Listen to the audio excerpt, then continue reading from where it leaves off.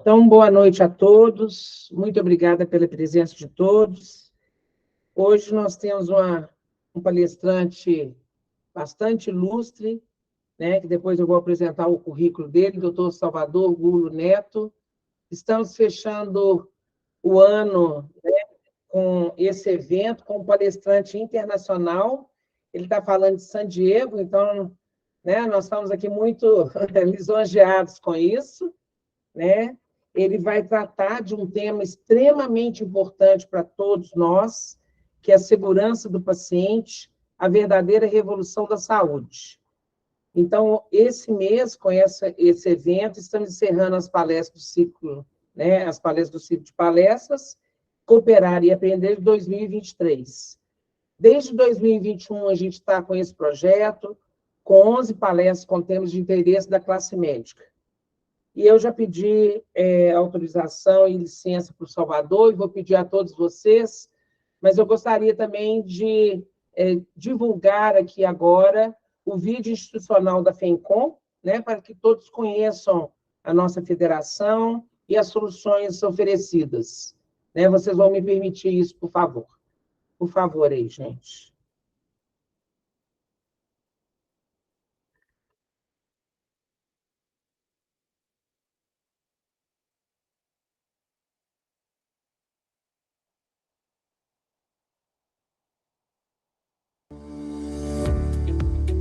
Em 1994, a partir da união e da iniciativa de cooperativas médicas que buscavam soluções compartilhadas, surgiu a FENCOM, Federação Nacional das Cooperativas Médicas. Por isso, a intercooperação está no nosso DNA. A FENCOM revolucionou o funcionamento das cooperativas, criando um sistema que faz a gestão do processo desde chegada da guia até a transferência dos honorários ao cooperado, passando pelo tratamento tributário, recuperação de glosas e muito mais.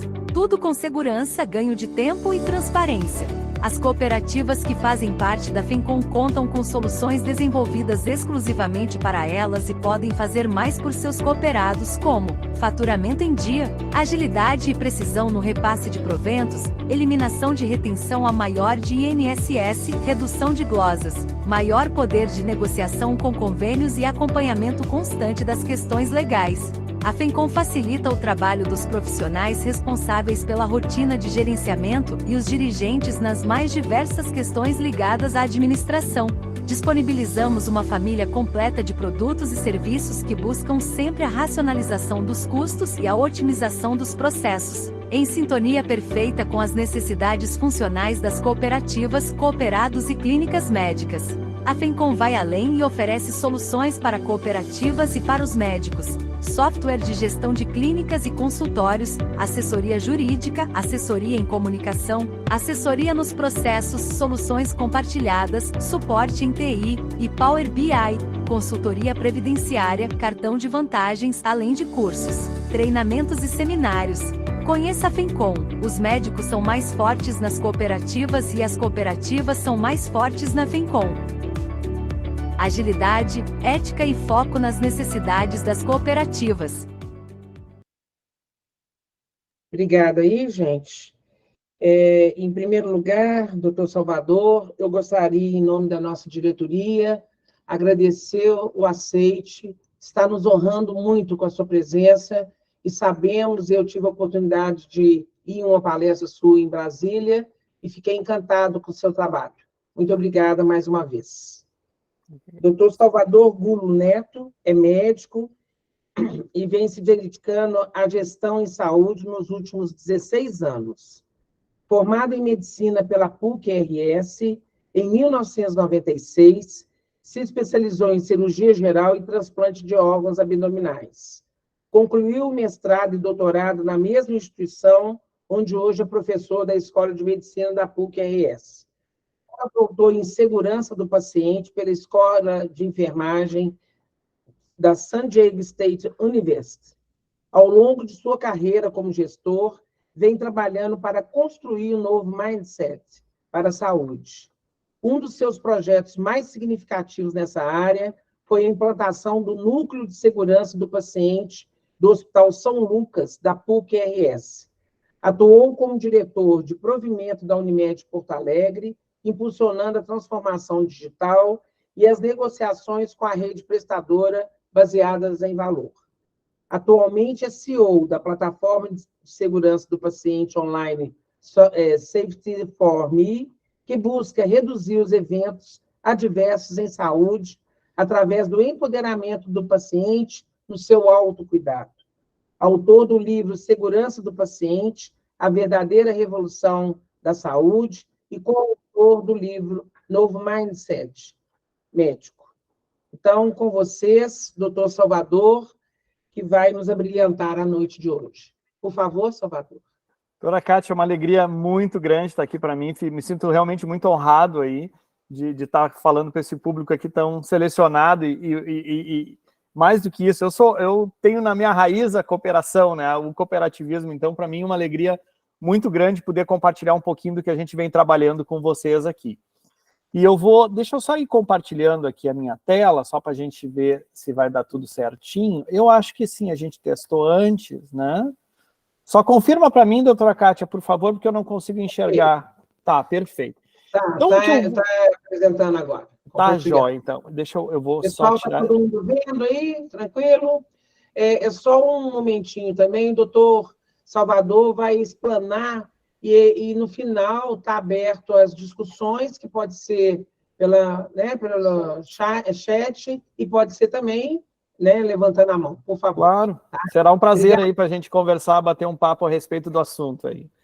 Muito obrigada. Bom, então o meu tópico de hoje é falar com você sobre o que eu considero a verdadeira revolução da saúde, né? E por que eu começo assim a minha apresentação, doutora Kátia? Porque eu não sei se está muito claro para vocês, assim, para todo mundo que está nos assistindo, mas nós estamos vivendo um momento muito importante da história da humanidade, que é esse momento chamado de quarta revolução industrial, né?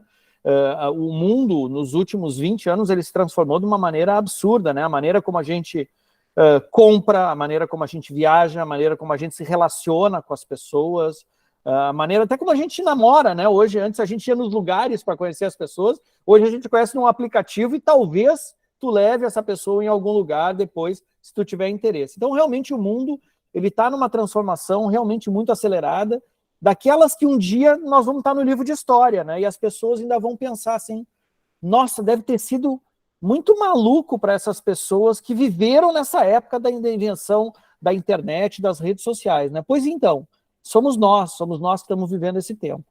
E é claro que isso certamente impacta e vai impactar muito a saúde, né? A gente tem falado muito em saúde 4.0 e essa revolução industrial na saúde, né, principalmente com a utilização dessas chamadas tecnologias exponenciais, e aí o destaque maior é talvez os algoritmos de inteligência artificial, né, a inteligência artificial generativa, né, o ChatGPT e as soluções que utilizam por trás a inteligência artificial. Mas eu queria fazer uma provocação para todos vocês que estão nos assistindo e dizer o seguinte: será, gente, que a gente precisa mesmo dessas novas tecnologias para revolucionar o setor saúde, né? E para fazer essa reflexão, eu vou contar um pouquinho da minha história, da minha trajetória na medicina, como eu me desenvolvi como médico até o momento em que eu cheguei hoje, e vou tirar algumas conclusões, não porque eu acho que a minha história é melhor ou pior do que a de vocês, mas porque eu acho que provavelmente ela seja muito parecida com vocês que são colegas aí, estão em cargos de gestão de cooperativas médicas hoje, né? Bom, como a doutora Kátia falou, me formei lá na PUC, fiz cirurgia geral e transplantes, essa é a nossa equipe, adorava trabalhar com transplante, fazia transplante basicamente de pâncreas e rim, né? Trabalhei com fígado também por algum tempo, e o transplante ele me levou para a gestão, né? A gestão é uma coisa que a gente não aprende, né, nas cadeiras da faculdade de medicina, né? Mas o transplante me levou a ser o chefe do serviço de transplante, e eu comecei a conhecer plano de ação, planejamento estratégico, enfim, todas essas coisas que envolvem gestão, e gostei muito, né? Mas o meu maior desafio, foi no ano de 2013. Nesta época, eu já estava trabalhando como assessor da direção técnica do Hospital São Lucas da PUC, lá onde eu até hoje tenho um vínculo como professor, E no ano de 2013, então, o Ministério da Saúde lançou o Programa Nacional de Segurança do Paciente, né, com a portaria 529, e a Anvisa fez a RDC 36, sedimentando, então, os núcleos de segurança do paciente.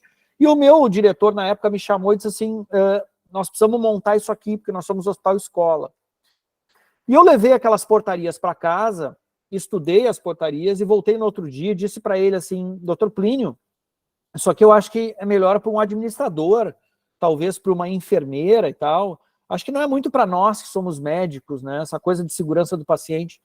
E ele fez para mim a melhor coisa que ele podia ter feito, doutora Kátia. Ele me disse assim, eu preciso que alguém faça isso, tem que ter um médico, tu é meu assessor, eu não perguntei se tu pode ou não. Eu preciso que tu esteja nessa comissão. E eu agradeço ele até hoje, né? Foi o maior presente que ele me deu, porque transformou a minha vida e eu vou contar para vocês agora como que foi. Eu conheci essa moça, que está no centro aí de jaleco branco, que é a enfermeira Fernanda Boas. Começamos a falar um pouco sobre segurança do paciente. Ela disse assim, tu me permite, doutor Salvador, eu vou te trazer alguns materiais assim, para a gente começar a trabalhar junto. E o primeiro material que ela me trouxe, gente, foi esse relatório, né? Algumas pessoas chamam de livro, na verdade é um relatório, que foi publicado em 1999 pelo Institute of Medicine, chamado O Erro Humano, né?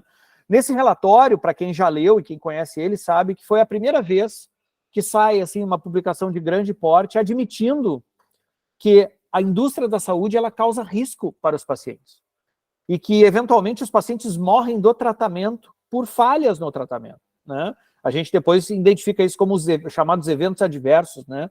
Neste relatório, então, havia um número de que 98 mil pacientes morriam nos Estados Unidos todos os anos em função dos eventos adversos. E que os eventos adversos aconteciam em aproximadamente 2 a 4% das internações.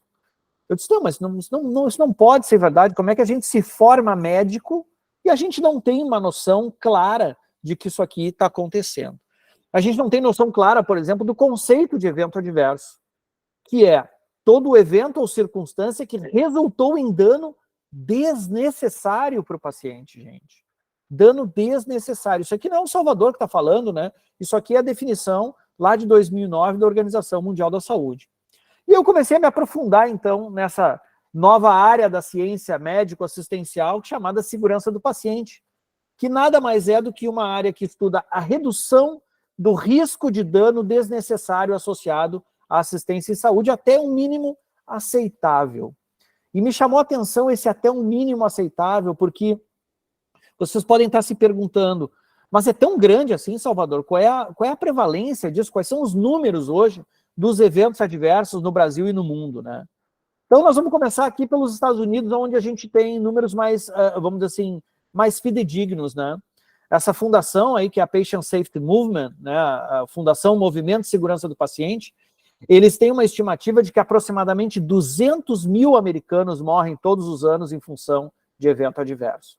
Vocês vejam que é mais do que o dobro do que aquele relatório inicial lá do erro humano. E a estimativa deles, gente, para o mundo todo, é que de aproximadamente 3 milhões de pessoas morrem anualmente no mundo por causas que são preveníveis.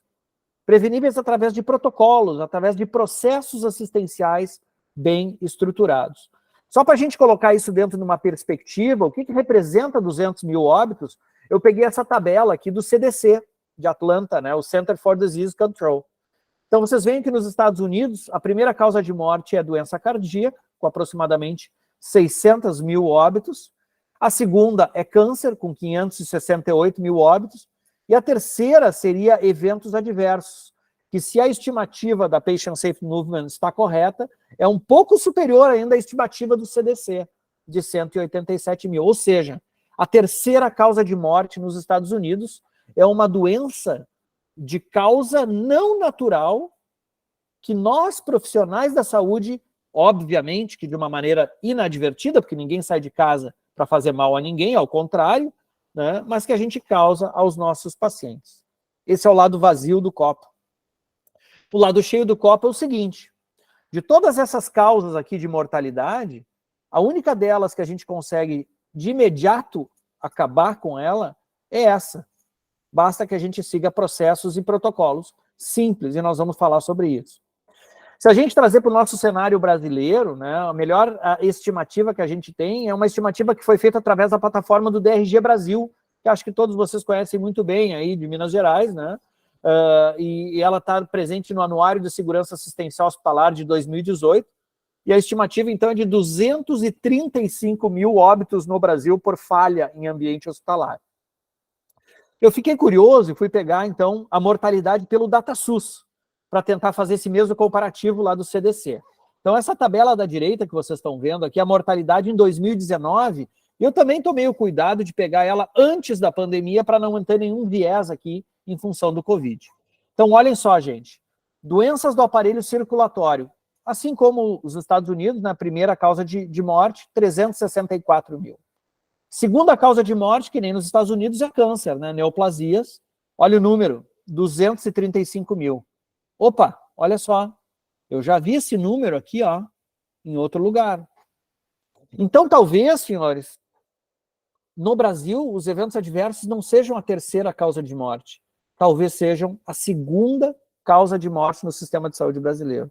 Então, isso é muito, muito sério, né? Nós trabalhamos numa indústria de alto risco e não nos reconhecemos assim.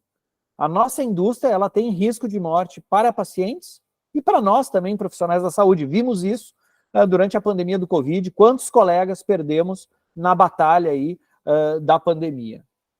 Bom, seguindo a minha história, peguei lá minhas portarias, né, 529, peguei a RDC 36, fui para casa, continuei estruturando os processos com a minha colega, a enfermeira Fernanda, e montamos, então, o núcleo de segurança do paciente lá do Hospital da PUC no ano de 2013, né?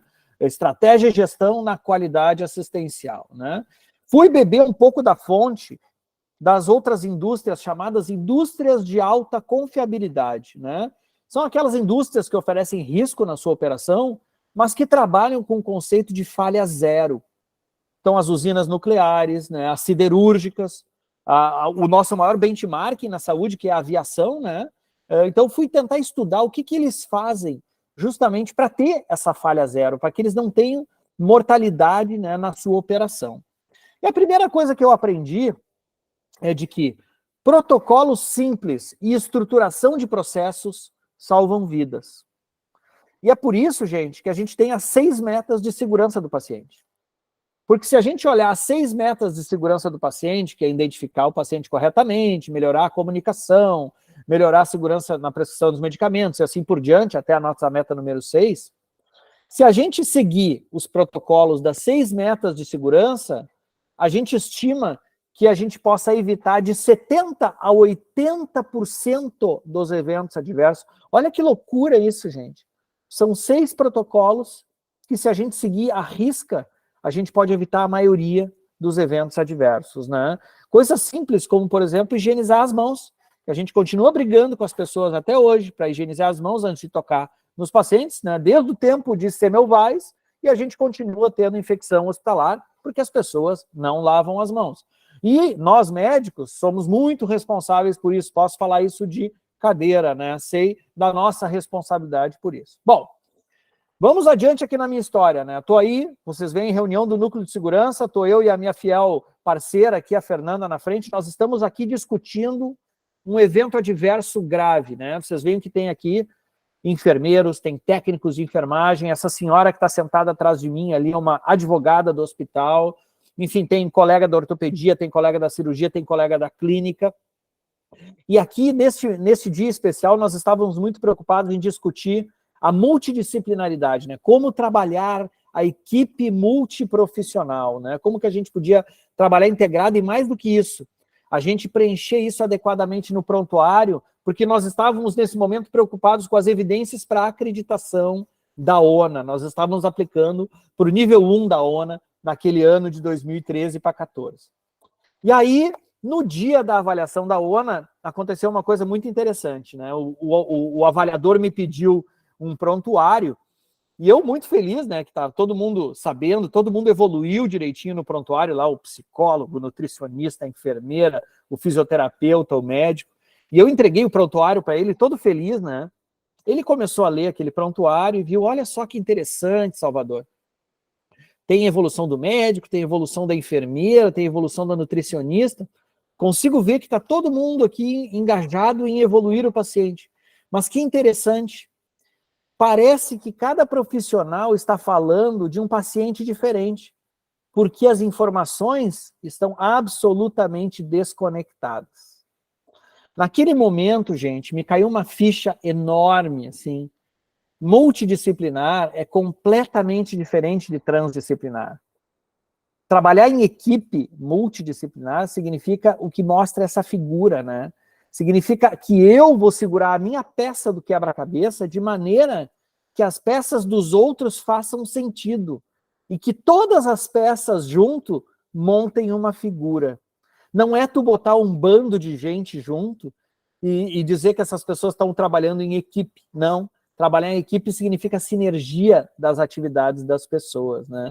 E, infelizmente, nós médicos, e em geral não só os médicos, mas os profissionais da saúde, trabalhamos como o velho lobo solitário do Oeste, né? A gente ainda trabalha muito sozinho e a gente acha que a gente tem no nosso revólver a bala de prata, que a gente pode resolver tudo sozinho, e não é assim, infelizmente, não é assim. A gente precisa saber trabalhar em equipe, porque é em equipe que está comprovado isso, que a gente tem os melhores resultados assistenciais. Como, por exemplo, nessa situação aqui, vocês lembram do acidente da US Airways, do piloto, o Chelsea Sullenberg, o Sully Sullenberg, né? Virou filme depois com o Tom Hanks, vocês lembram? Ele perdeu as turbinas logo que ele decolou lá do aeroporto de Nova York, e ele teve que aterrissar de urgência no Rio Hudson, em Nova York, e as pessoas acham até hoje que isso aconteceu porque ele era muito bom. E eu não tiro o mérito dele, porque ele realmente era muito bom, mas ele mesmo, o Sullenberg, fala que isso aqui só foi possível porque houve um trabalho coordenado de equipe, porque estava todo mundo muito bem treinado do que tinha que fazer numa situação crítica como essa. E não é à toa que esse senhor hoje ele é consultor da área da saúde para a segurança do paciente. Por quê? Porque ele traz os conhecimentos da indústria da aviação para dentro do mercado da saúde. Olha que interessante isso, né? E a nossa dificuldade no setor saúde, senhores, ela aumenta muito quando o nosso piloto ele não compra a ideia. E aqui eu faço esse paralelo do piloto porque o médico ele é o líder natural do processo. Ninguém vai tirar a liderança do médico. Por quê? Porque quem procura... O paciente, quando está doente, ele procura o médico. É o médico que faz o diagnóstico, é o médico que encaminha os exames, é o médico que prescreve o tratamento ou a cirurgia. Sim, o médico ele é o piloto, ele é o líder desse processo. Mas ser o líder do processo não significa, isso não dá direito para ele a não seguir protocolo, a não trabalhar em equipe multidisciplinar. Então a gente realmente tem que trabalhar com os médicos de maneira que os médicos entendam esses conceitos de segurança do paciente e façam parte desse time multidisciplinar, liderando esse time para o melhor resultado. Vejam a importância da liderança do médico. Aqui eu trouxe um slide para vocês da Joint Commission, né, da JCI. Eles analisam todos os trimestres, né, os chamados eventos sentinela, né, são aqueles eventos graves que acontecem nos hospitais americanos, e eles pegam a causa raiz desses eventos. Eles analisam quais foram os motivos principais desses eventos graves terem acontecido. E eu marquei aqui as 3 principais causas. E é interessante que passam os semestres, passam os períodos, e é sempre as mesmas causas que lideram os problemas dos eventos sentinelas. Então, olha só, 62% está relacionado à liderança. Quem é o líder do processo? O médico. 65% está relacionado à comunicação, ou seja, dificuldade de comunicação entre os membros das equipes. E, por último, fatores humanos, o que é uma mistura dos dois, comunicação com liderança. Então, vejam só a importância da gente realmente se envolver como médico na equipe multidisciplinar e no processo de segurança do paciente, né? Tem uma história muito bacana para contar para vocês a respeito do checklist da cirurgia segura. Lá em 2013 para 2014, eu peguei o tal do checklist aí que vocês estão vendo na nossa tela e fiz uns quadros de acrílicos bonitos e botei em todas as salas do centro cirúrgico lá no Hospital da PUC. E naquela época eu era o único que fazia as etapas do checklist, né? Fazia o sign-in, fazia o time-out, fazia todo mundo dizer o seu nome na sala, qual era a cirurgia, qual era o material necessário e tal. E comecei a perceber que tinham alguns colegas que ficavam na porta assistindo o que eu estava falando, e eu achei que eu estava abafando, né? Que eu estava realmente agradando. E depois eu fui falar com os colegas e eu percebi que eles estavam rindo de mim. Eles estavam perguntando que tipo de teatro que eu estava fazendo naquele momento. Eles não estavam reconhecendo a importância. Eles me perguntavam o seguinte: Salvador, tu já opera há mais de 15 anos, que teatro é esse que tu tá fazendo? Olha que loucura, né? E aí eu tenho que pegar toda a documentação e trazer para eles, mostrar que isso que eu estava fazendo fazia parte de um ensaio clínico randomizado que foi publicado no New England, né? Que foi capitaneado por ninguém mais, ninguém menos do que o Dr. Atul Gawande, que é um urologista renomado, professor de Harvard, escritor de Mortais, escritor do Manifesto Checklist, que fez esse checklist em vários lugares do mundo e que mostrou uma mortalidade reduzida simplesmente por tu seguir o tal do checklist. Tu reduzir de 1,5% para 0,8% de mortalidade, praticamente a metade. E as complicações cirúrgicas de 11% para 7%, só pelo fato de tu seguir aquela folhinha do checklist. Vocês vejam que não tem nada de tecnologia. Tem processo, tem cultura organizacional, tem engajamento dos times médicos e dos times multiprofissionais em realmente implantar uma nova forma de trabalhar, um novo processo assistencial. Isso, inclusive, foi o motivo de uma campanha da Organização Mundial da Saúde pela segurança em cirurgias, né? Safe Surgery, Save Lives, né? Que foi uma das primeiras campanhas daí da Aliança Mundial pela Segurança do Paciente, né? E eu não preciso dizer para vocês que isso é indispensável, que a gente precise, para fazer isso tudo que eu estava fazendo lá no hospital, o apoio da alta liderança, né? Porque vários colegas meus foram lá na direção do hospital reclamar para os meus diretores lá que eu estava inventando moda, né? O Salvador agora está trazendo uma série de normas e papéis e burocracias novas para a nossa atuação. E o meu diretor disse assim: não, Salvador ele não está trazendo burocracia nem norma, ele está simplesmente trabalhando pela qualidade e segurança do paciente, e isso é uma diretriz institucional. Ele poderia, né, ter me demitido e ter dito: não, Salvador, te aquieta aí porque está dando muito barulho aqui no corpo clínico. Não, ele bancou. E isso tem que ser top-down, gente. Se a liderança, se vocês que são gestores das cooperativas, dos hospitais, não tomarem essa decisão, a qualidade ela não desce. Se a gente tiver que escolher por qualquer coisa, né, em detrimento da qualidade, essa vai ser a mensagem que os cooperados e as instituições de vocês vão ouvir. Então isso realmente tem que ser um valor para quem está na liderança do processo. Em 2016, a minha vida virou de cabeça para baixo, né? E eu fui convidado a ser diretor de uma grande cooperativa no Brasil, da Unimed Porto Alegre. Esse senhor aí do centro, Dr. Flávio Vieira, talvez alguns de vocês o conheçam, né?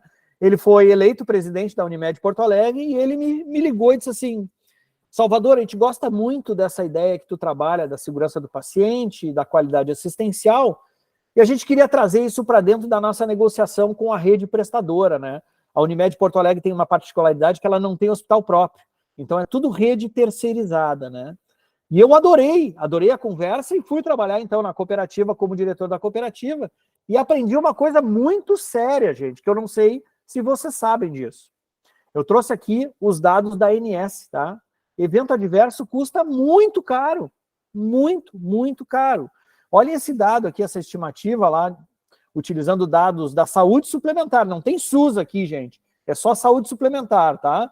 Em 2016, as operadoras de plano de saúde pagaram aos hospitais pela assistência prestada 47 bilhões de reais pela assistência. E desses 47, os custos que foram atribuíveis à insegurança assistencial foi de 15 bilhões. E os preveníveis eram na ordem de 11 bilhões. Então, gente, como é que nós vamos falar hoje de sustentabilidade se a gente não falar em segurança do paciente? A gente tem ido aí, vendo nesses fóruns, tem visto como está em voga, né, principalmente pós-pandemia, com a sinistralidade estourada em todas as cooperativas, em todas as operadoras de plano de saúde, e a gente está lá fazendo auditoria e contando agulha. Gente, nós precisamos olhar de uma maneira diferente para isso. Nós precisamos trazer qualidade para dentro das nossas negociações. E aqui, de novo, não é o Salvador que está falando. Isso aqui está muito claro desde 2006, quando o professor Porter publicou, né, o chamado saúde baseada em valor, o Value-Based Healthcare, né, tentando trocar o incentivo do Fee for Service pelo Fee for Value. Se o incentivo, gente, for o volume, nós não vamos conseguir melhorar a qualidade. Por quê? Porque está no inconsciente das pessoas. Né? Se eu tenho que trabalhar mais e fazer mais volume no meu pronto atendimento para ganhar mais dinheiro, as pessoas acabam fazendo mais volume. Se eu não me beneficio da qualidade assistencial, do ponto de vista que eu não recebo mais por isso. Né? Na verdade, é até o contrário, vocês já se deram conta disso? Os hospitais que têm o pior resultado assistencial são os hospitais que são privilegiados financeiramente. O exemplo que eu dou, por exemplo, é um paciente que pega uma infecção hospitalar e vai parar numa UTI e precisa fazer o uso, por exemplo, de uma anfotericina lipossomal, que custa lá na ordem de 150 a 200 mil reais para fazer todo o tratamento, e o hospital tem o quê? Margem margem de comissionamento em cima do medicamento. Então, assim, os hospitais e os médicos que têm o pior resultado acabam se privilegiando com mais remuneração nesta forma de pagamento que é o Fee for Service, né? E vocês vejam, eu trago alguns dados, né? A doutora Kátia já mencionou que eu estou aqui nos Estados Unidos, tenho acompanhado muito esse desenvolvimento dos modelos remuneratórios aqui, e eles tiveram uma mudança muito séria, que foi o Obamacare, né? Vocês devem ter acompanhado isso na entrada do Obama, né? E o simples fato do Obamacare ter entrado em vigor mudou a mortalidade, mudou o índice de complicação no sistema Medicare e no Medicaid. Por quê? Porque eles passaram a remunerar por valor. Então, olha só essa reportagem aqui que mostra que um número menor de pacientes morreu por erros hospitalares, né, desde que o Obamacare iniciou. Então, aqui, essa publicação era de 2015, né, e o Obamacare tinha iniciado em 2010, e eles entendiam, pelas estimativas deles, que só nesses 5 anos, aproximadamente 87 mil pessoas deixaram de morrer simplesmente pela troca no modelo remuneratório. Mas tem muito mais do que isso, gente, olha só. Esse aqui é um dado que eu gosto muito de apresentar, porque ele é da Conferência Nacional de Assembleias Legislativas, né? É como se cada Assembleia dos Estados se reunisse para trocar informações. Olha que interessante, né? Então, o título, né, dessa matéria ali é as condições adquiridas em hospitais diminuíram, né? Então, de acordo com o Departamento de Saúde, né, os novos dados preliminares mostraram uma redução geral de 9% nas condições adquiridas em hospitais, nacionalmente, nos anos de 2011 e 2012. Uma redução nacional nos eventos adversos relacionados a medicamentos, as quedas, as infecções e outras formas de lesão induzidas pelo hospital são estimadas que preveniram aproximadamente 15 mil óbitos em 2 anos, né? Eles preveniram, né, evitaram 560 mil pacientes de serem lesionados, né? E uma economia de aproximadamente 4 bilhões de dólares, gente, simplesmente pela troca do modelo remuneratório, né? Nós tentamos fazer isso lá na Unimed e nós criamos o que a gente chamou de Sistema 1, né? O que era o Sistema 1? Era Unimed Porto Alegre junto com o Hospital Mãe de Deus, por isso que a gente chamava de 1. E esse nosso sistema utilizava os dados do DRG Brasil para a gente compartilhar os dados e fazer governança clínica, né? O que a gente tentou, na época, montar foi um sistema de saúde que fosse mais eficiente, que gerasse, então, um aumento de qualidade e mais segurança do paciente. Para isso, a gente ia utilizar, obviamente, a ferramenta do DRG. E com a ferramenta do DRG, a gente definiu indicadores de qualidade, a gente ia monitorar as condições adquiridas, né, os eventos adversos, queríamos reduzir as internações que eram evitáveis, né, reduzir as readmissões hospitalares, fazer um processo de deshospitalização segura e, por último, melhorar a experiência do paciente. Então, o que acontecia? Nós tínhamos a mesma base de dados compartilhada da operadora e do hospital, e nós acompanhávamos mensalmente todos os indicadores que nós definimos como estratégicos. E vocês percebam o seguinte, que no início muitos desses indicadores estavam no vermelho, e na medida que nós íamos acompanhando esses indicadores, eles iam ficando verde. Porque nós íamos estabelecendo planos de ação para melhorar esses indicadores. e a gente queria o quê? Ter o custo evitado com isso, para poder dividir o custo evitado, metade para a operadora e metade para o hospital, como um bônus pela excelência da qualidade assistencial prestada. Então, por muito tempo, o projeto funcionou e funcionou bem, até que começou a gritaria, né? Alguns cooperados e alguns gestores dizendo que essa mudança no sistema remuneratório, ela era só porque a Unimed estava querendo meter a mão na nossa grana. Olha só a questão do mindset aí, da mentalidade que a gente tem, né? E aí, depois que eu saí da Unimed, eu fiquei sabendo que o Sistema 1, ele acabou sendo cancelado, porque também trocou a liderança lá no Hospital Mãe de Deus, trocou a liderança na Unimed Porto Alegre, e os novos gestores já não acordaram mais de manter o projeto funcionando por muita desconfiança entre os pagadores e os prestadores. Eu aprendi duas grandes lições com esse modelo, né? E o primeiro, mudar esse modelo remuneratório, ele precisa de um plano de Estado, gente, não um plano de governo. A gente precisa, por exemplo, da FECOM, a gente precisa da Unimed do Brasil, a gente precisa do Ministério da Saúde, a gente precisa de muita gente em top level decidindo que isso é importante, que todo mundo para baixo tem que fazer isso. Porque isso é estruturante, isso é sustentável para o sistema de saúde. E a segunda grande lição é que é obrigatório, gente, que a gente envolva o médico para falar de segurança do paciente. Que a gente traga esses conceitos todos para o médico e faça ele ser o líder deste processo, e não ele ficar brigando para não fazer parte dessa equipe multidisciplinar. Vocês veem que até esse momento eu não falei nada de tecnologia, né?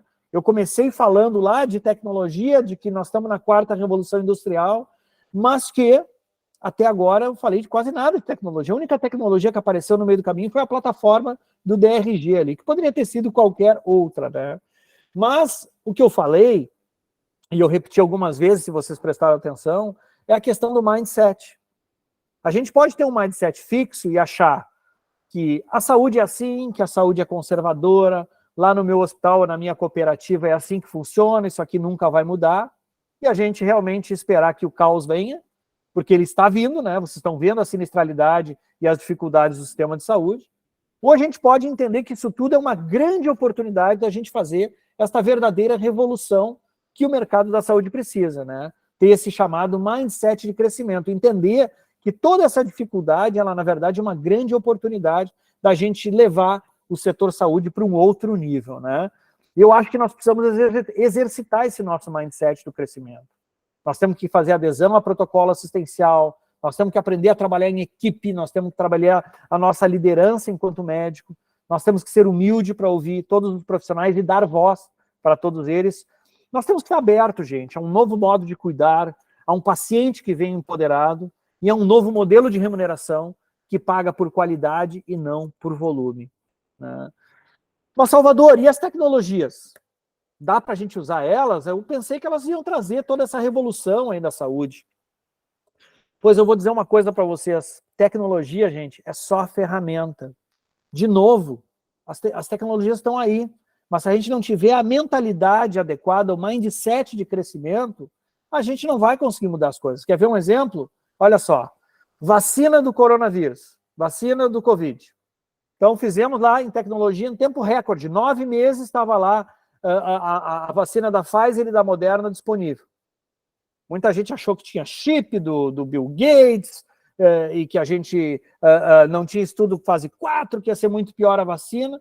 E a vacina teve um papel fundamental para o controle da pandemia, com diminuição da mortalidade. Então, de novo, nós estamos falando de tecnologia ou nós estamos falando de mindset? A tecnologia está aí disponível. A outra, telemedicina, telesaúde, né? A telesaúde já existia na época da pandemia. Nos Estados Unidos, para vocês terem uma ideia, a telemedicina vem regulamentada desde o início dos anos 2000. No ano de 2019, que foi aquele ano anterior à pandemia, 18% das consultas eletivas em saúde nos Estados Unidos eram realizadas através de plataformas de telemedicina. E no Brasil, nós, por uma questão corporativa, nós sentamos em cima do processo da telesaúde e da telemedicina e não autorizamos.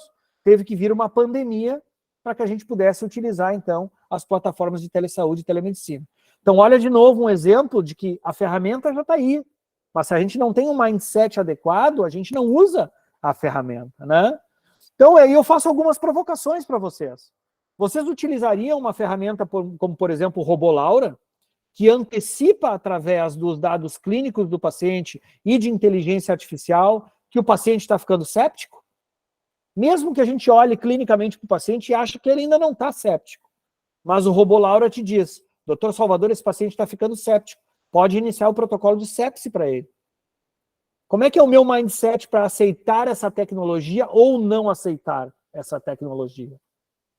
Tecnologia como a No Harm, por exemplo, que é uma plataforma que utiliza inteligência artificial hoje para revisar as interações medicamentosas, para fazer reconciliação medicamentosa e, eventualmente, para dizer, doutor Salvador, o senhor está dando tal medicamento para o paciente, ele interage com tal e tal medicamento e esse paciente pode ter uma arritmia cardíaca. Sugiro que o senhor troque o medicamento.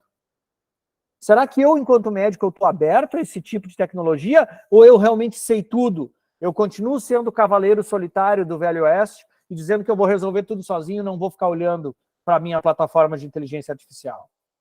São provocações que eu deixo para vocês para a gente poder fazer um debate depois. Eu hoje me dedico 100% do meu tempo, praticamente, para a nossa plataforma chamada Safety for Me. Qual é a ideia da Safety for Me, né?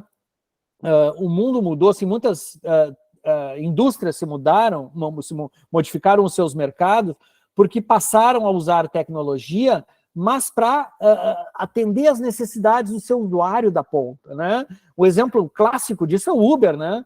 Por que o Uber ganhou do táxi?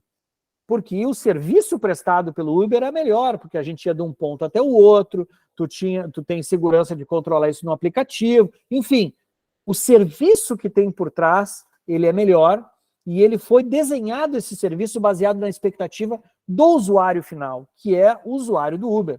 E eu pensei, por que a gente não faz isso no mercado da saúde? Por que a gente não ouve o nosso paciente de maneira a tentar pegar um insumo necessário para a gente mudar os nossos processos, né? Hoje, no mercado da saúde, eu ainda enxergo muitos hospitais e clínicas com os processos desenhados para nos atender enquanto profissionais da saúde, e o paciente ele é um insumo só desse processo, né? Então, por isso que a nossa missão na Safety for Me é ouvir os pacientes para transformar o cuidado, né? Então, a gente tem várias funcionalidades na nossa plataforma, e a nossa plataforma tem sido utilizada no Brasil como um todo, né? Já foram mais de 750 instituições avaliadas hoje pelos pacientes utilizando a nossa solução, né?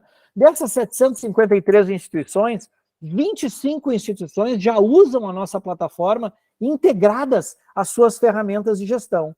E eu consegui fazer um benchmarking que eu quero mostrar para vocês agora. Olha que interessante aqui, é um slide só, mas eu consegui avaliar a percepção que os pacientes têm sobre a execução das 6 metas de segurança. Olha que interessante, né? Então, sobre a meta 1, a gente tem o NPSS, né, o Net Promoter Score da segurança do paciente, na zona de qualidade, em 63, né, a meta número 2 de comunicação entre as equipes em 66, e assim por diante, né? A gente tem aqui o quê? Um retrato de como os pacientes percebem a nossa atuação profissional durante o dia a dia nos hospitais, né? Pergunta: estamos prontos como profissionais da saúde para sermos avaliados pelos pacientes sobre coisas técnicas que só nós, teoricamente, sabemos? Ou hoje nós já estamos abertos para ouvir o que os pacientes têm a nos dizer? Enfim, encaminhando, doutora Kátia, aqui o final da minha apresentação, dizendo que nós copiamos muito, né, temos como benchmarking o setor da aviação, que é hoje, sim, sem dúvida nenhuma, uma das indústrias de alta confiabilidade mais seguras do mundo, né? Mas não foi sempre assim, doutora Kátia, né? Na década de 70, vocês devem lembrar, quem é um pouco mais experiente, houveram muitos acidentes aéreos muito trágicos, né? E o maior deles talvez tenha sido esse da foto aí, que é o acidente de Tenerife, lá nas Ilhas Canárias, em 1977, quando 2 Boeings se colidiram na pista de pouso e decolagem, né? Um da Panam e o outro da KLM. 583 mortos, né? E houve uma série de falhas de comunicação, dificuldade com a liderança, um cenário muito parecido com o que a gente enfrenta hoje dentro dos nossos hospitais. Só que a indústria da aviação, doutora Kátia, foi muito esperta. Eles utilizaram tudo isso que aconteceu aqui para quê? Para repensar a indústria da aviação E eles redesenharam toda a aviação para que isso não acontecesse mais. E se hoje a gente viaja com toda a segurança que a gente tem, é porque eles redesenharam, eles aproveitaram esta situação trágica, ou estas situações trágicas, e redesenharam os processos da indústria da aviação. Eu acredito que nós, na saúde, tivemos o nosso acidente de Tenerife, né? Eu considero que a pandemia do Covid foi o nosso acidente de Tenerife, porque nos mostrou a fragilidade do nosso sistema de saúde, né? A necessidade que a gente tem de trabalhar em equipe. Nunca foi tão importante trabalhar em equipe como na pandemia. A importância de aderir a esses protocolos, né? Protocolo de isolamento respiratório, protocolo de distribuição de fluxo de paciente, utilização de máscara, vacinação, PCR, enfim, quantos protocolos foram implementados de maneira rápida na pandemia que foram importantes para conter a disseminação do vírus, né? E por último, não menos importante, houve um despertar do público leigo, né, para as questões de segurança do paciente. Eu conto sempre a história da minha avó, que na época estava com 92 anos, e ela me ligou na época da pandemia para saber se lavar as mãos com água e sabão ou com álcool gel tinha o mesmo efeito para eliminar o Covid, né? Então, mal sabia ela que estava falando da meta 5 de segurança do paciente, que é higienização das mãos. Ou seja, tem sim um despertar do público leigo para essas questões de segurança e até uma intolerância do público leigo com o nosso, eventualmente, resultado inadequado nas instituições de saúde. Deixo aqui algumas sugestões práticas para a gente poder debater, como olhar nas suas cooperativas e pegar todas as contas que tiveram evento adverso e ver o custo. Eu jogo com vocês que vai dar muito próximo dos 30%, né? Começar a acompanhar esses indicadores de segurança na rede prestadora de vocês. Índice de infecção, índice de quedas, né? Falha na cirurgia segura, né? Começar a acompanhar isso e estabelecer metas para reduzir esses eventos adversos. Né? Essa redução dos eventos adversos é que vai gerar o dinheiro para financiar estratégias assistenciais de remuneração. Treinar, gente, muito, todos os cooperados em segurança do paciente, trazer eles para esse jogo, para eles liderarem esse processo, fazer formação de time, né? Existem vários programas, eu gosto muito do Team Steps, que é um deles para formar trabalho em equipe multidisciplinar, né? Desenvolver programas de modelos de remuneração que envolvam essas práticas seguras baseadas em valor, e fazer esses projetos de cultura nas cooperativas, mas que envolvam o cooperado neste mundo novo aí que nós estamos vivendo e que a gente teve a oportunidade de falar um pouquinho aqui para vocês, né? Negociar também com a rede prestadora essas práticas seguras e priorizar, por último, não menos importante, mas que vocês, gestores das cooperativas e dos hospitais, coloquem a segurança do paciente como item número 1 das agendas de vocês. Eu não tenho dúvida que, para mim, a grande revolução da saúde, a verdadeira revolução da saúde, é a segurança do paciente, e para ela a gente não precisa nada de tecnologia. Deixo aqui os meus contatos, né, o meu e-mail, estou em todas as redes, aí, LinkedIn, Instagram, Facebook, e adoro interagir, funciono muito bem no WhatsApp também, é só me conectar que eu estou à disposição. Mais uma vez, doutora Kátia, muito obrigado pela oportunidade. Doutor Salvador, mais uma vez, o nosso muito obrigado. Eu acho que os insights que você trouxe, né, são maravilhosos em todos os sentidos, não só no nosso dia a dia, no trabalho médico, mas no nosso papel na liderança, onde quer que a gente esteja. Eu não tenho dúvida do seu brilhantismo e eu tenho certeza que, né, é um sucesso. Aí estou abrindo a palavra aqui para os colegas, para questionamento. Está tendo muito aqui interação, dando parabéns da sua palestra, e isso só nos honra mesmo. Doutor João Cadu, por favor. Bom, eu começo dando os parabéns, viu, Salvador? Realmente, assim, você foi muito objetivo, né? Quer dizer, um assunto tão vasto, você conseguiu ser objetivo nas colocações. E eu fiquei pensando, você estava falando, eu fiquei aqui pensando o seguinte, a ideia me parece muito óbvia, né? Existe um dinheiro que é desperdiçado, então vamos fazer o seguinte, vamos pegar os dois atores aí principais, operadoras e hospitais, e vamos conversar para otimizar o uso desse dinheiro. Então todos os dois lados ganham. Mas existe uma entidade aí no meio dessa história que é o corpo clínico. Então a minha dúvida é no seguinte sentido, como envolver o corpo clínico nessa ideia, porque o corpo clínico, ele tem a caneta e é ele que vai gastar mais ou vai gastar menos. Em hospitais privados, o corpo clínico, no geral, assim, como lá em Porto Alegre, você teve a oportunidade de ver, o corpo clínico não é contratado. Então, ele tem que aderir à ideia, ele tem que comprar a ideia. Talvez essa geração mais nova seja menos resistente a essas provocações que você fez. Quer dizer, o uso da tecnologia, aceitar os protocolos, aceitar ser avaliado. Então, a minha pergunta vai nessa direção. Como é que você vê esse envolvimento do corpo clínico? O que poderia ser feito pelos dois lados, operadora e aí cooperativas, e hospitais com esse objetivo, envolver o corpo clínico e que ele compre a ideia. Muito obrigado, doutor João, pelas suas palavras e pela sua pergunta. Essa é a pergunta de $1 milhão, né, doutor João? Como é que a gente traz a turma para o jogo, né? Eu tenho utilizado 2 ou 3 estratégias assim que eu vou compartilhar com vocês, algumas com mais, outras com menos sucesso, mas acho que tudo também depende da particularidade local, né? E aí a gente sempre brinca que cada hospital ele é um nicho diferente, né? Cada um ele tem porque o corpo clínico ele tem características diferentes, né? Mas uma das coisas que eu gosto de fazer, assim, primeiro, quando a gente vai iniciar um projeto num hospital, é tentar identificar 2 ou 3 formadores de opinião, que eu chamo de campeões, para nos ajudar. Então, vamos lá. Então, a doutora Cátia, o doutor João e o doutor Luiz Fernando são os nossos campeões no Hospital X. Então, a gente chama os 3, a gente faz uma primeira rodada, diz, olha, gente, a gente vai precisar começar a conversar com os colegas, né? Justamente para não enfrentar o que eu enfrentei lá em 2013, deles ficar rindo de mim na porta do centro cirúrgico, porque eu estava fazendo checklist da cirurgia segura, né?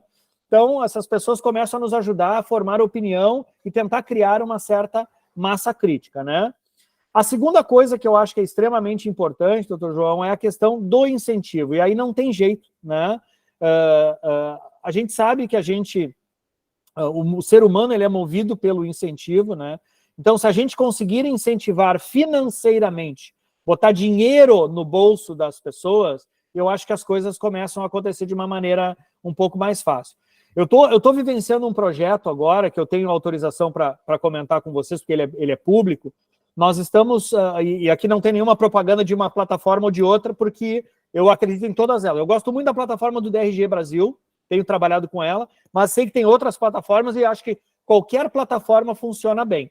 Basta que a gente tenha indicadores e a gente possa controlar, certo? Então, lá na Unimed Erechim, o que a gente fez? A gente estabeleceu que a gente ia fazer o DRG admissional com todos os cooperados e a gente estabeleceu o seguinte, que para os cooperados que obtivessem as suas internações dentro do percentil 50, ou seja, ia reduzir bastante a média de permanência e potencialmente os eventos adversos, eles iam receber 20% de bônus para aquelas internações. Olha que interessante. A gente entrou por um lado para chegar no outro. Eu não falei para eles em redução de evento adverso direto, eu falei em redução de média de permanência.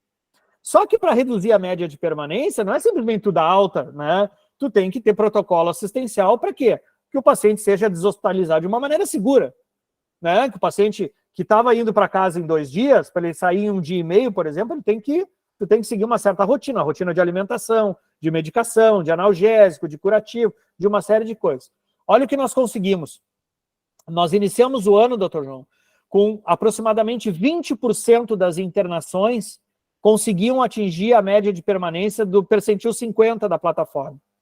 Nós estamos terminando o ano com 50% das internações atingindo o percentil 50 da plataforma.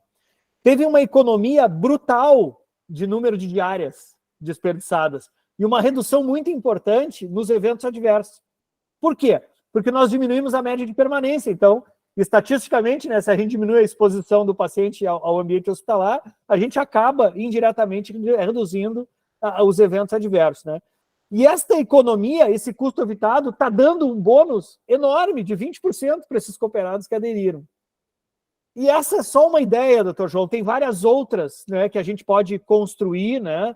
Mas eu não tenho dúvida que para chegar em segurança do paciente, a gente precisa ter uma ferramenta que eu digo é incentivo, né? e aí pode ser DRG, pode ser outra forma de verificar, os hospitais têm métricas, né? E a gente tem que fazer governança clínica disso com o corpo clínico, a gente tem que fazer essa atuação direta. Falar direto em segurança do paciente, sem ter o que o americano diz, show me the money, eu acho que a gente não consegue, virar a turma, né? Essa pelo menos é a minha experiência aí nesses anos de gestão. Muito obrigado, Solano. Eu que agradeço. Perfeito. Luiz Fernando. Boa noite, gente. Boa noite, Luiz Fernando. Tudo bom? Parabéns pela belíssima apresentação. Foi conciso, acho que assim, muito objetivo.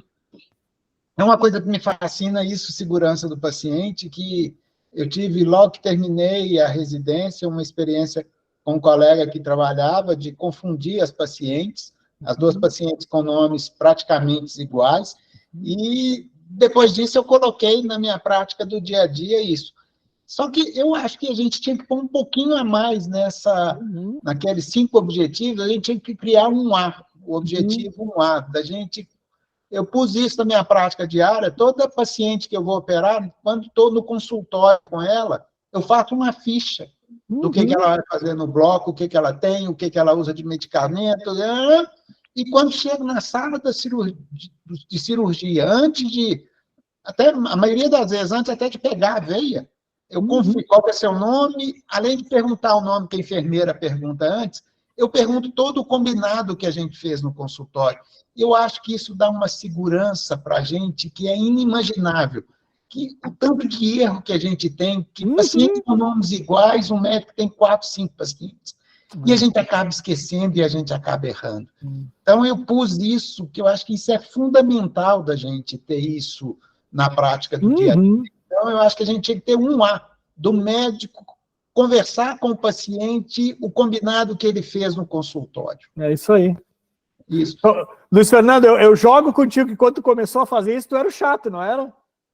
Todo mundo achava esquisito. Todo mundo achava, o que esse maluco tá inventando, né? E aí tá vindo... Ele deve ser obsessivo, deve ser louco. Não, tu só tá fazendo o que tem que fazer, né? E eu estou super de acordo contigo. Se a gente tivesse... Todo mundo tivesse essa rotina, nós não tava com esses números absurdos aí, né? Muito legal. E o que você falou em relação ao show the money, eu acho que a gente não pode... O cirurgião, ele não pode ser sozinho. E eu trabalhava num hospital que acabou, foi vendido, e eu migrei para um outro hospital, e eu nunca tinha trabalhado com a figura do médico hospitalista, que avalia o paciente que foi operado. Isso dá uma diferença, assim, enorme. É verdade. Muitas das vezes o paciente está com um enjoo e fica a tarde inteira enjoado e a gente só vai ver a paciente de noite. A gente tem uma equipe de suporte e a maioria dos hospitais não tem isso. Eles têm um médico plantonista que está atendendo outras coisas, que está fazendo outras coisas, e que aí a enfermeira fica pedindo, pelo amor de Deus, para ele ir lá para dar um antiemético para aquela paciente. Então, a gente criar essa figura de um médico hospitalista, eu acho que a gente consegue, show me the money, a gente consegue ser muito mais efetivo no que a gente tem. Isso implica em um custo para a unidade hospitalar e acaba também que o hospital tem que ser remunerado por isso, pela operadora de plano de saúde. Então, essa figura eu acho que é fundamental no resultado que a gente tem que ter, da gente conseguir dar alta numa paciente de esterectomia no mesmo dia. Se eu não tiver apoio dessa equipe, do fisioterapeuta também, para levantar a paciente, para pôr a paciente para caminhar, a gente não consegue, a gente não tem essa cultura de trabalhar. Fica tudo muito centrado no médico, e o médico tem que resolver tudo, sendo que a gente pode dividir essas responsabilidades. É uma cultura que a gente, infelizmente, aqui no Brasil, a gente não tem costume de trabalhar com os outros apoios que a gente tem, não só do colega médico, mas da enfermeira e do pessoal de físio, das outras coisas. Eu gosto muito, Luiz Fernando, do modelo de hospitalista, né? Acho que é uma maneira... Porque o hospitalista, ele traz já na raiz dele essa questão do multidisciplinar, né? Não sei se você já participou de algum round do hospitalista, eles fazem esses huddles de manhã, né? Com todo o time. Tem fisioterapeuta, tem nutricionista, tem farmacêutica, tem enfermeira, tem assistente social. É muito legal isso, eu gosto muito desse modelo. E assim como tu, eu me sinto muito seguro para fazer uma cirurgia num hospital que tem o hospitalista. Porque você tem um backup 24 horas por dia, né? O cara tá ali, ele sabe o que está acontecendo na enfermaria. Eu gosto, concordo plenamente com você. Se eu sou gestor de hospital, hoje eu entendo o hospitalista como um grande investimento. Isso vai retornar em qualidade muito rapidamente, né? Obrigado, parabéns. Obrigado, querido. O último, Libânio, por favor. Boa noite. Boa noite, Libânio, tudo bom? Tudo bem, prazer conhecê-lo, meu Salvador. Da mesma forma. Meu nome é Último Libânio da Costa, sou preceptor da residência de clínica médica da Santa Casa aqui de Belo Horizonte, e em 2012 foi a primeira aula, eu ministrei uma aula para os residentes sobre segurança do paciente. E me chamou, isso antes da resolução do Ministério. Sim, antes, 2012, um ano antes ainda. E aí foi muito interessante que ninguém sabia, todo mundo ficava, o que é isso? Ele vai falar sobre o quê? E eu fiz questão de não divulgar antes. E hoje eu fico tão satisfeito quando eu vejo isso conversando de uma forma mais aberta, só que ainda está bem pequeno, nós temos que avançar muito nisso aí. Mas isso me deixa muito satisfeito. E eu penso que nós temos que trabalhar com a residência, todo ano a gente faz uma palestra para os residentes sobre isso, temos que trabalhar principalmente com os nossos acadêmicos, nos bancos escolares, nas universidades, e o senhor conseguiu, um assunto tão complexo, o senhor conseguiu fazer uma síntese, um assunto de trabalho tão curto, mas talvez seria interessante até a gente pensar, e talvez até em módulos mesmo, né? Pegar e fazer disso um curso, alguma coisa nesse sentido, né? Porque é um assunto muito complexo. Mas parabéns, a exposição do senhor, fiquei assim, encantado. Muito bom, querido. Obrigado pelos teus elogios. E deixa eu te contar uma coisa, eu super concordo contigo, eu acho que tem que ser na raiz, né?